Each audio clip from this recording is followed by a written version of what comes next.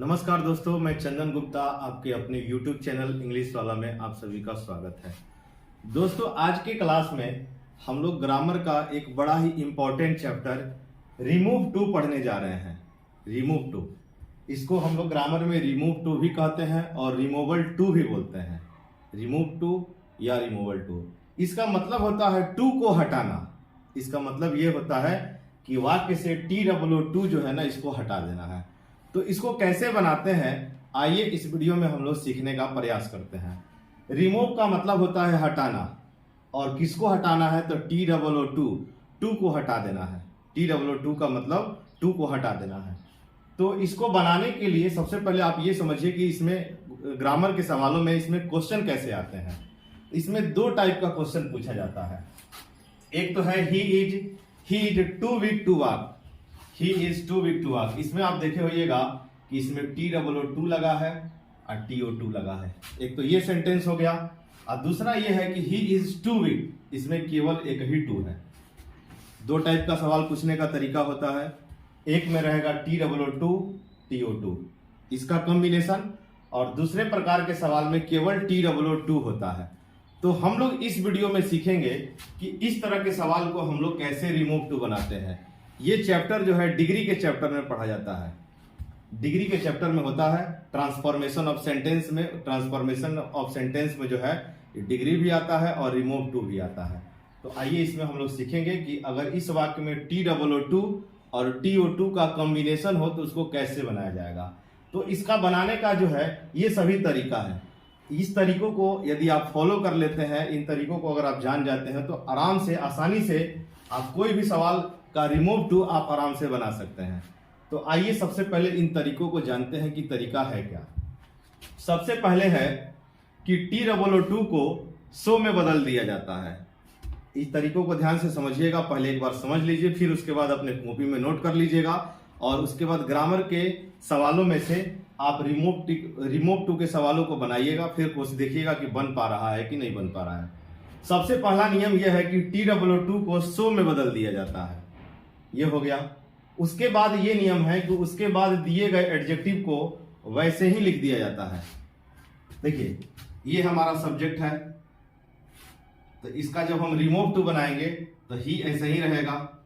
इसका जो वर्ब है ऐसा ही रहेगा। पहला नियम ये कह रहा है कि TWO को सो में बदलना है, तो इस TWO को हम लोग क्या करेंगे, यहां पर सो में बदल देंगे। ये हो गया। उसके बाद जो एडजेक्टिव है इसको वैसे ही लिख देना है। वीक एडजेक्टिव है, इसको ऐसे ही लिख देंगे।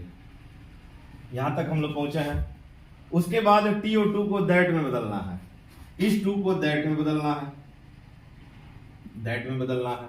अब देखिए, उसके बाद है अपने सेंस के अनुसार, अपने अर्थ के अनुसार, I, we, you, he, she, it, they, इस सब में से no one, any one, none, इसमें से कोई भी सब्जेक्ट अपने अर्थ के अनुसार, सेंस के अनुसार इस दैट के आपको बगल में लिखना है।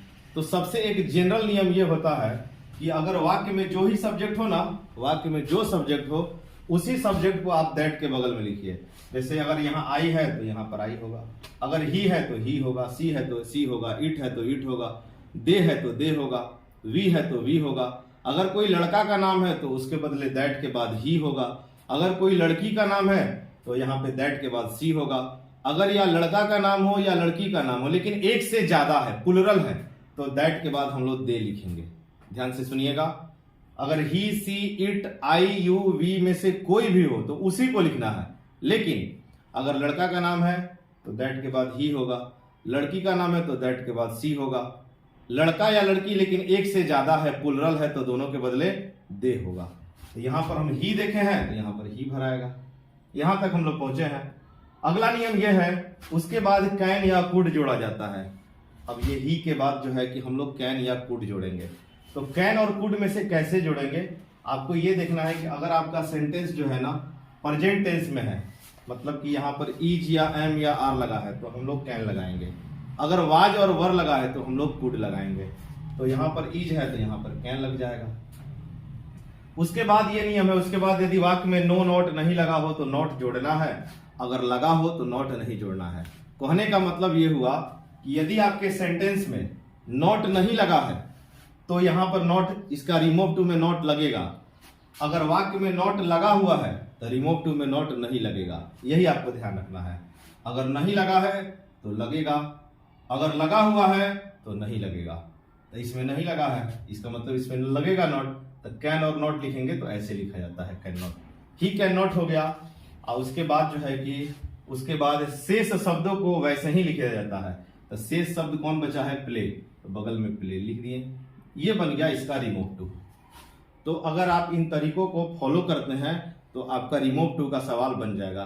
ये हर क्लास के लिए इंपॉर्टेंट है, चाहे वो 7th 8th 9th 6 7 8 9 10 11 12 किसी भी क्लास के लिए आप तैयारी करते हैं तो ये सबके लिए इंपॉर्टेंट है। इसके साथ साथ अगर आप किसी भी कंपटीशन की तैयारी करते हैं तो उसमें रिमूव टू का सवाल जरूर आता है। तो इसलिए ये चैप्टर बहुत ही इंपॉर्टेंट है, इसको अच्छे से समझ लीजिएगा और घर में किसी को पढ़ाते समझाते हैं वहां भी आपको ये हेल्प करेगा। ये बन गया। फिर से एक बार समझिएगा, सब्जेक्ट को वैसे ही लिखे हैं, वर्ब वैसे ही लिखाएगा, इस टू को सो में बदलना है, एडजेक्टिव को वैसे ही लिखना है, इस टू को दैट में बदलना है, इसके बगल में आपको सब्जेक्ट लिखना है। यहाँ सब्जेक्ट जनरली देख करके आप सब्जेक्ट लगाइएगा। फिर उसके बाद कैन या कुड लगाना है, इज है तो कैन, वाज वेयर रहता तो हम लोग कुड लगाते। इसमें नॉट नहीं लगा है तो इसमें नॉट लगेगा। उसके बाद शेष शब्द को वैसे ही लिख दिया जाएगा। आइए इस सवाल को देखते हैं। इसका रिमूव टू कैसे बनेगा, सीता इज, टू को सो में बदलना है, इस एडजेक्टिव को वैसे ही लिखना है, सो फैट, इस टू को दैट में बदलना है और इसके बगल में आपको सब्जेक्ट लिखना है, इसके बगल में आपको सब्जेक्ट लिखना है। तो सब्जेक्ट यहां पर सीता है, नाम है, लड़की का नाम है तो सी होगा, लड़का का नाम है तो ही होगा, यहाँ पे सी हो जाएगा। फिर उसके बाद जब यहाँ पे कैन या हमको कुड लगाना है तो इज लगा है तो कैन लगाएंगे और इसमें नॉट नहीं लगा है मतलब कि इसमें नॉट लगेगा। उसके बाद जो है कि डांस, इस शब्द को ऐसे ही लिख देंगे, लास्ट वाले शब्द को ऐसे ही उतार दिया जाएगा। आइए एक और सवाल देखते हैं। आई, वाज है तो वाज, इस टू को सो में बदलना है, एडजेक्टिव को वैसे ही लिखना है, इस टू को दैट में बदलना है। अब हमको इसके बगल में सब्जेक्ट चाहिए, तो सब्जेक्ट हम कैसे लिखेंगे आइए देखते हैं। इसमें यहाँ आई सब्जेक्ट है तो इसी को आई को लिख दिया जाएगा और उसके बाद आपको कैन या कुड लगाना है। तो यहाँ पर वाज लगा है मतलब कि कुड लगेगा, पास्ट में कुड हो जाता है, कुड हो जाएगा। इसमें नॉट नहीं लगा है मतलब कि इसमें नॉट लगेगा, कुड नॉट हो गया। उसके बाद वाले शब्द को वैसे ही लिख देना है, कुड नॉट प्ले हो गया। आइए इस सवाल को हम लोग देखते हैं कि द बॉयज वर, इस टू को सो में बदलना है, उसके बाद टायर्ड, इस टू को दैट में बदलना है।